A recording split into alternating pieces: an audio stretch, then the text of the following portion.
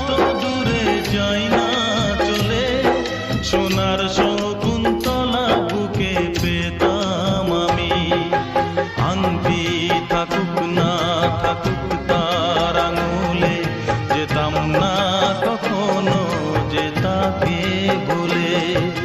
দুষ্মন্ত রাজা যদি হতাম আমি, শকুন্তলাকে চিনে নিতাম আমি।